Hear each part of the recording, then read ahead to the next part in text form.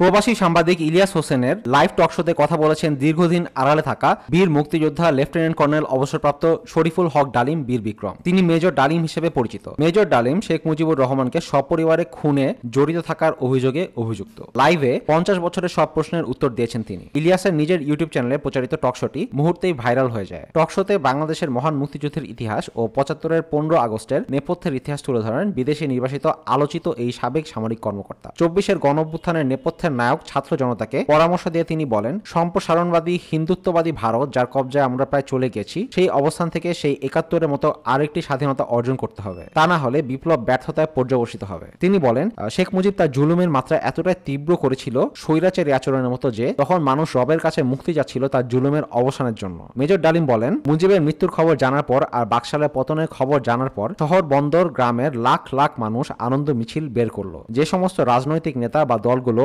Underground ছিল তারাও জনসমর্থন নিয়ে রাস্তায় চলে আসে। এভাবেই জনস্বীকৃতি পেয়েছিল 15 আগস্টের বৈপ্লবিক সামরিক অভ্যুত্থান। 24-এর বিপ্লবীদের উদ্দেশ্যে মেজর ডালিম বলেন, বর্তমান প্রজন্মের বিপ্লবীদের ছাত্র জনতার বিপ্লবী কর্মকাণ্ডে যদি কোনো রকম অবদান রাখতে পারি আমাদের নিজস্ব অভিজ্ঞতা যোগাযোগ থেকে, তাহলে আমরা সেটা করতে প্রস্তুত, পিছপা হব না ইনশাআল্লাহ। আমরা তাদেরকে শ্রদ্ধা সালাম এবং বিপ্লবী সালাম সাথে মন থেকে দোয়া করছি যে তাদের বিপ্লব যাতে ব্যর্থ না হয়। জাতীয় সঙ্গীত ইস্যুতে মেজর ডালিম বলেন, বাংলাদেশের জাতীয় সঙ্গীত রবীন্দ্রনাথ ঠাকুরের না হয়ে কাজী নজরুল ইসলাম বা অন্যান্য স্বনামধন্য দেশীয় কবিদের গান হতে পারত। ভিন দেশে একজন কবির গানকে জাতীয় সঙ্গীত বানানোকে পৃথিবীর ইতিহাসে বিরল বলে মন্তব্য করেন তিনি।